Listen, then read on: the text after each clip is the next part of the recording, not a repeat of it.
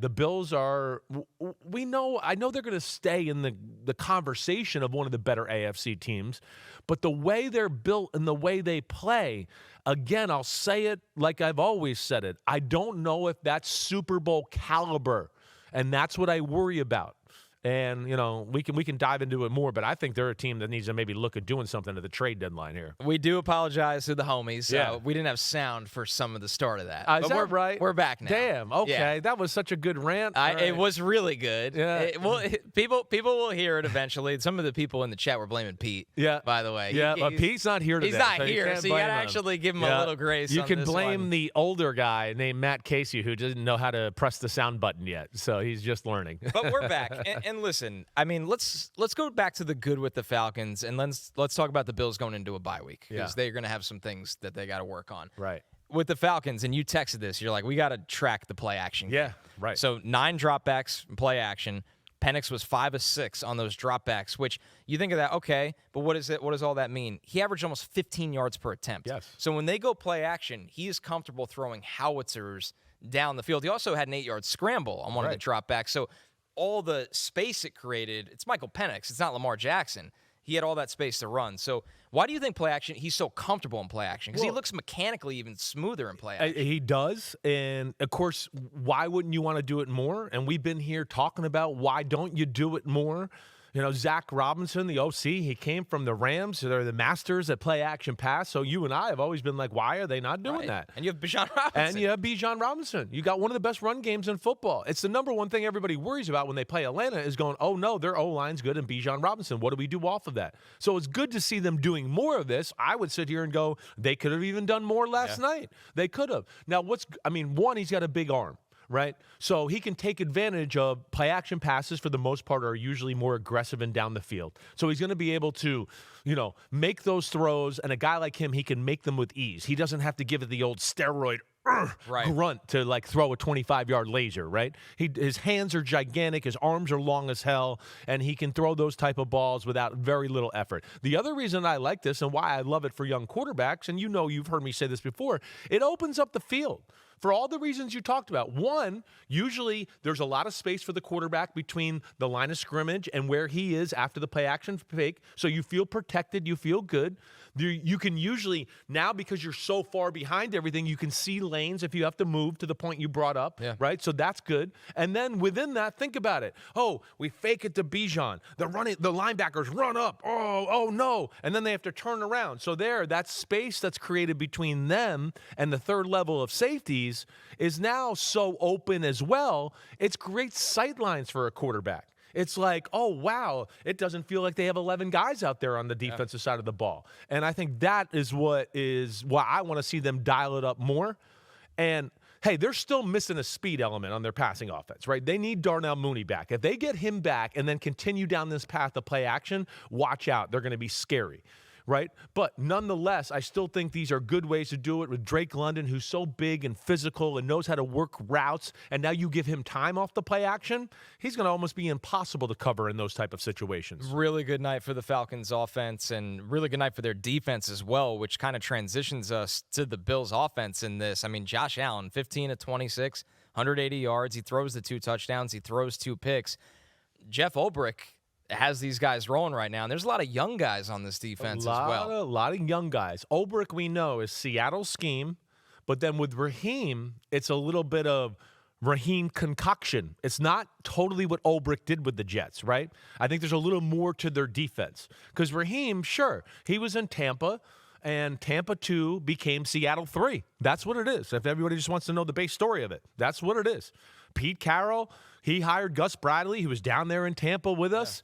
Gus was like, hey, we stopped running Tampa 2. We like this cover 3. This is what we're doing. He brought it to Seattle, and that's where it started. Ulbrich, of course, was a part of that whole process and everything there.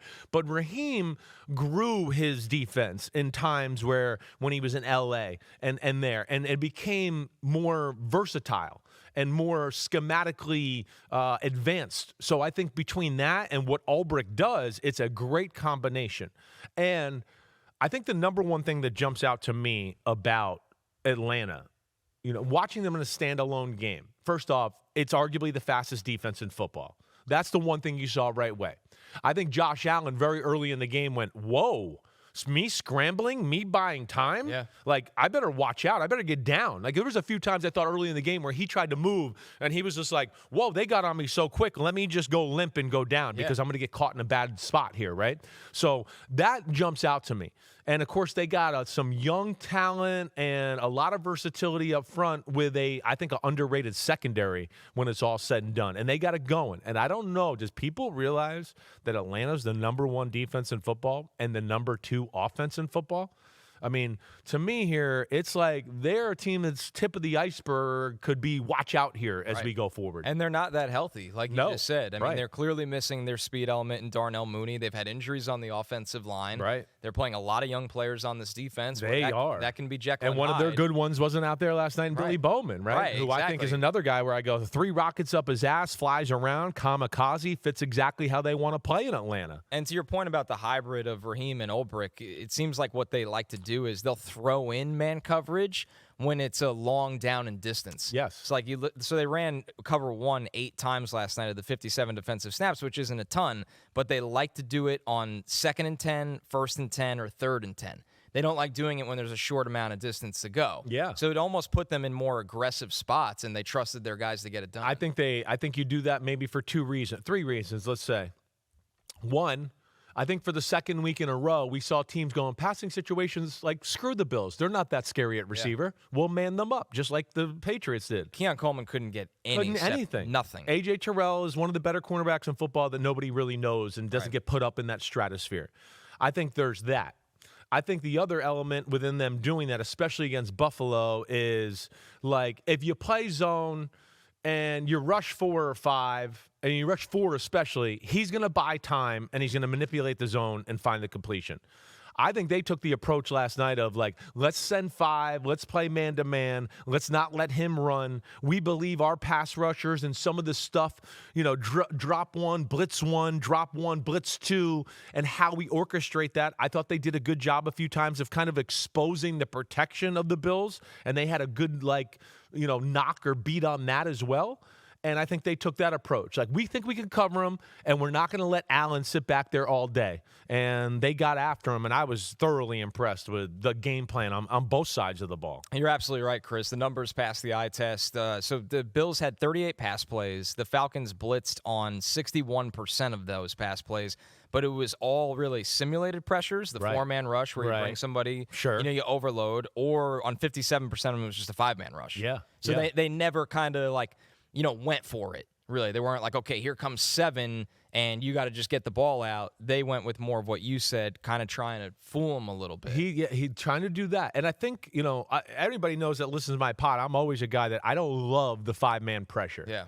But Raheem kind of is known to live in that.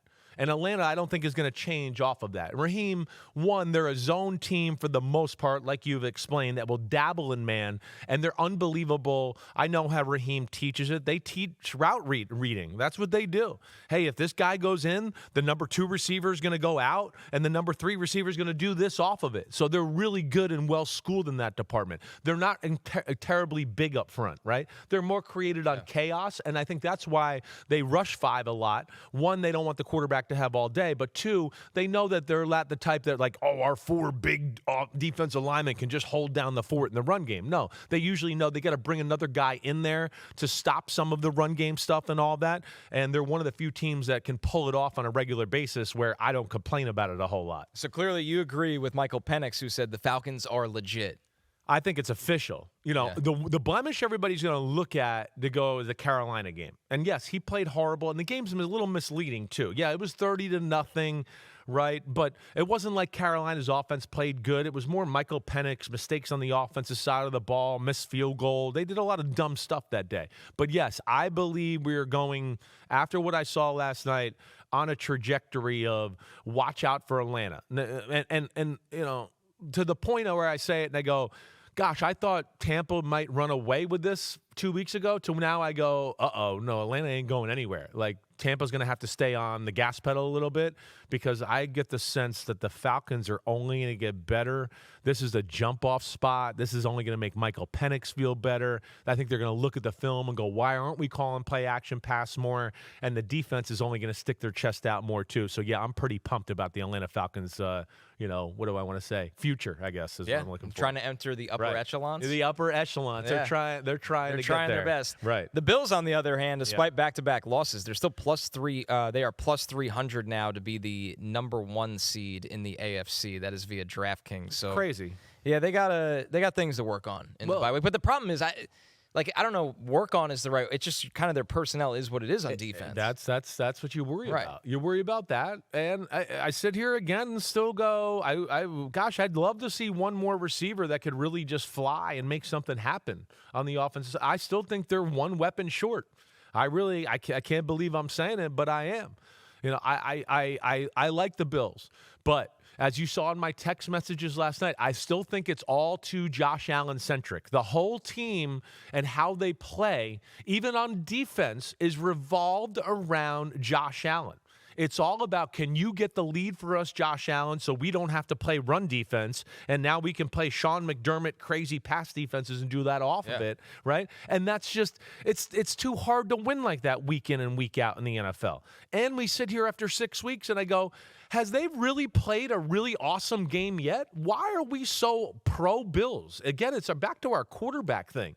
It's like people betting on the Ravens and the Bills still. And it's just like, look at the rest of the team. There's concerns there on both sides of the ball. Weapon on offense, defensively. They need Maxwell Harrison back. Right. That's a big thing. Get him back with Benford and Teron Johnson. Maybe you can dabble in man-to-man more and now stop some of these run game issues. That's one big thing I can look at. And do they want to make some type of move maybe for another corner, or is there going to be another D tackle or D lineman out there on the market that they feel like they can get coming down the home stretch that can help their football team out right now? Because, like I said, the Bills, I love Josh Allen. He's one of the greatest I've ever seen. But I don't sit here going, the Bills are a Super Bowl football team as we sit here right now. No way. And if you made me pick right now, I'm taking New England to win the AFC East. They have more ways to win, more ways to play, more versatility throughout their full team compared to the Bills, in my opinion. I don't know if you agree with that or not. I mean, you look at the schedule here. New England's going to they're going to go on this little run. Yeah. They're already started. Right. They got like 5 games in a row where they're clearly the better team, right? Basically, if Drake May, he doesn't have to play the way he's been playing. If he's average, they are going to win their next couple of games. Yeah, right. So it's good. Both of these divisions right now are fascinating. All of a sudden, the AFC and admittedly, like nobody really thought they'd be this interesting. Where I know you were high on the Patriots. I was actually high on the Falcons, but didn't think they'd be hanging around the Bucks. I don't know if I did either. Right. I had to see it first. Yeah, I had to actually see it. But Carolina's a little better than we thought. Yeah, they're punchy. Right. Like they're not and I don't think we've seen the best of Tampa Bay yet because they're not healthy on either side of the ball. So, yes, it's a crazy year. A lot of new suspects in the playoff conversation. That's a lot of fun, and that's at the start of the show if you weren't listening. That's what, or when our mics weren't working. That's what was awesome about last night is we saw 2 underdog teams. It was 2 good games. It was young, budding superstar quarterbacks. There was a ton of storylines last night. And it just, to me, made it the most fun Monday night of the year so far. Yo, homies, it's time to watch some games. That's right. We're on to the NFL season here with Chris Simms Unbuttoned. Hit subscribe to get our weekly picks, Sunday night recaps after every game, and much, much more. Thanks for watching. Peace out, homies. Remember, subscribe. Peace out.